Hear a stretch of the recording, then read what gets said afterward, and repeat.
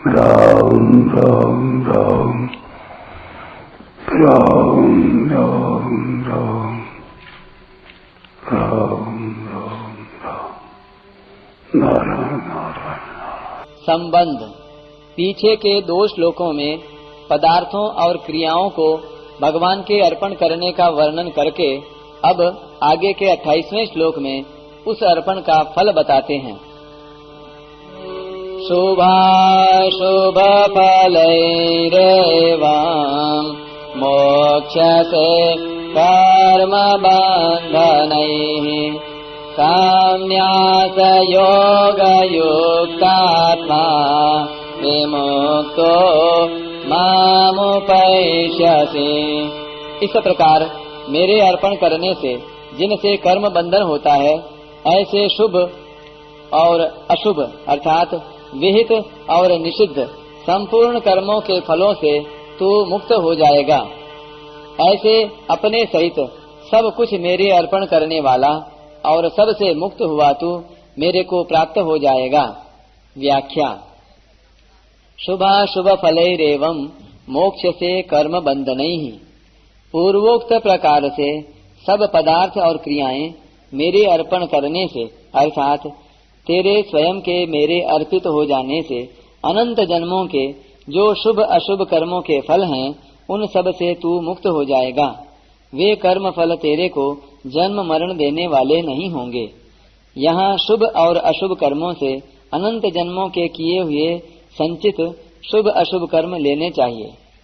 कारण कि भक्त वर्तमान में भगवद आज्ञा के अनुसार किए हुए कर्म ही भगवान को अर्पण करता है।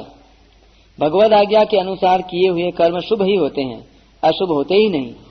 हाँ, अगर किसी रीति से, किसी परिस्थिति के कारण, किसी पूर्वाभ्यास के प्रवाह के कारण भक्त के द्वारा कदाचित किंचिन मात्र भी कोई आनुषंगिक अशुभ कर्म बन जाए, तो उसके हृदय में विराजमान भगवान उस अशुभ कर्म को नष्ट कर देते हैं। विकर्म यच्चोत्पतितम कथंचित धुनोति सर्वम हृदि सन्निविष्टः। जितने भी कर्म किए जाते हैं वे सभी बाह्य होते हैं, अर्थात शरीर, मन, बुद्धि, इंद्रियों आदि के द्वारा ही होते हैं। इसलिए उन शुभ और अशुभ कर्मों का अनुकूल प्रतिकूल परिस्थिति के रूप में जो फल आता है वह भी बाह्य ही होता है। मनुष्य भूल से उन परिस्थितियों के साथ अपना संबंध जोड़कर सुखी दुखी होता रहता है। यह सुखी दुखी होना ही कर्म बंधन है और इसी से वह जन्मता मरता है। परंतु भक्त की दृष्टि अनुकूल प्रतिकूल परिस्थितियों पर न रहकर भगवान की कृपा पर रहती है, अर्थात भक्त उनको भगवान का विधान ही मानता है, कर्मों का फल मानता ही नहीं। इसलिए वह अनुकूल प्रतिकूल परिस्थिति रूप कर्म बंधन से मुक्त हो जाता है। संन्यास योग युक्तात्मा।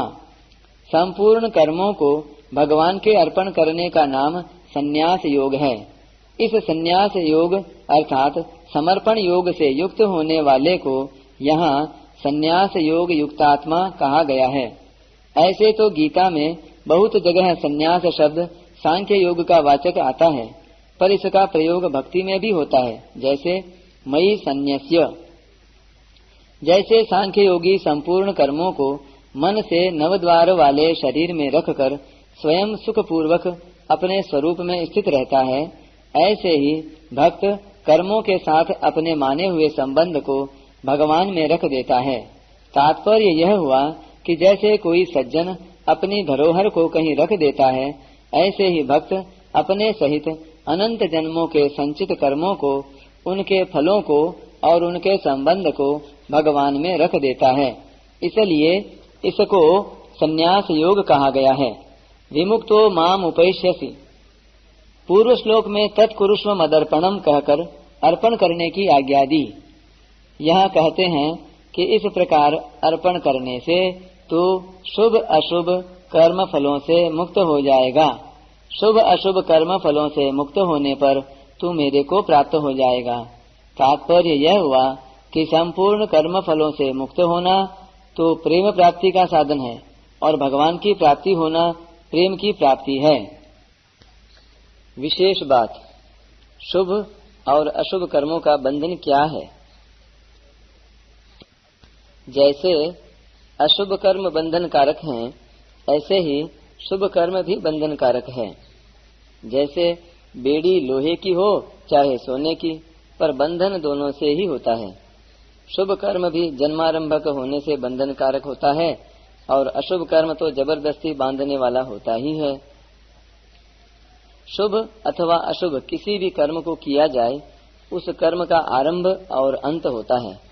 ऐसे ही उन कर्मों के फल रूप में जो परिस्थिति आती है, उसका भी संयोग और वियोग होता है। तात्पर्य यह हुआ कि जब कर्म और उनके फल निरंतर नहीं रहते, तो फिर उनके साथ संबंध निरंतर कैसे रह सकता है। परंतु जब कर्ता यानी कर्म करने वाला कर्मों के साथ अपनापन कर लेता है, तब उसका फल के साथ संबंध जुड़ जाता है। यद्यपि कर्म और फल के साथ संबंध कभी रह नहीं सकता, तथापि कर्ता उस संबंध को अपने में मान लेता है। कर्ता स्वयं स्वरूप से नित्य है, इसलिए उस संबंध को अपने में स्वीकार करने से वह संबंध भी नित्य प्रतीत होने लगता है। कर्ता शुभ कर्मों का फल चाहता है, जो कि अनुकूल परिस्थिति के रूप में सामने आता है। उस परिस्थिति में यह सुख मानता है। जब तक इस सुख की चाहना रहती है, तब तक वह दुख से बच नहीं सकता, कारण कि सुख के आदि में और अंत में दुख ही रहता है, तथा सुख से भी प्रत्येक क्षण स्वाभाविक वियोग होता रहता है। जिसके वियोग को यह प्राणी नहीं चाहता, उसका वियोग तो हो ही जाता है, यह नियम है। तात्पर्य यह हुआ कि सुख की इच्छा को यह नहीं छोड़ता और दुख इसको नहीं छोड़ता। जीव जब अपने आप को प्रभु के समर्पित कर देता है, तब साक्षात परमात्मा का ही अंश होने से इसकी परमात्मा के साथ स्वतः अभिन्नता हो जाती है, और शरीर के साथ भूल से माना हुआ संबंध मिट जाता है। यह परमात्मा के साथ अभिन्न तो पहले से ही था, केवल अपने लिए कर्म करने से इस अभिन्नता का अनुभव नहीं होता था। अब अपने सहित कर्मों को भगवान के अर्पण करने से उसकी अपने लिए कर्म करने की मान्यता मिट जाती है, तो उसको स्वाभाविक प्रेम की प्राप्ति हो जाती है। इसी को भगवान ने यहाँ विमुक्तो माम उपेक्ष्य से कहा है। जब यह जीव अपने आप को भगवान के समर्पित कर देता है, तो फिर उसके सामने जो कुछ अनुकूल प्रतिकूल परिस्थिति आती है, वह सब दया और कृपा के रूप में परिणत हो जाती है। तात्पर्य है कि जब उसके सामने अनुकूल परिस्थिति आती है, तब वह उसमें भगवान की दया को मानता है, और जब प्रतिकूल परिस्थिति आती है, तब वह उसमें भगवान की कृपा को मानता है। दया और कृपा में भेद यह है कि कभी भगवान प्यार स्नेह करके जीव को कर्म बंधन से मुक्त करते हैं, यह दया है, और कभी शासन करके ताड़ना करके उसके पापों का नाश करते हैं, यह कृपा है। इस प्रकार दया और कृपा करके भगवान भक्त को सबल सहिष्णु बनाते हैं, परंतु भक्त तो दोनों में ही प्रसन्न रहता है, कारण कि उसकी दृष्टि अनुकूलता प्रतिकूलता की तरफ न रहकर केवल भगवान की तरफ ही रहती है। अतः उसकी दृष्टि में भगवान की दया और कृपा दो रूप से नहीं होती, प्रत्युत एक ही रूप से होती है। जैसा कि कहा है, लालने ताड़ने मातुर ना कारुण्यम यथार्भके तद्वदेव महेशस्य नियंतुर गुण दोषयोः।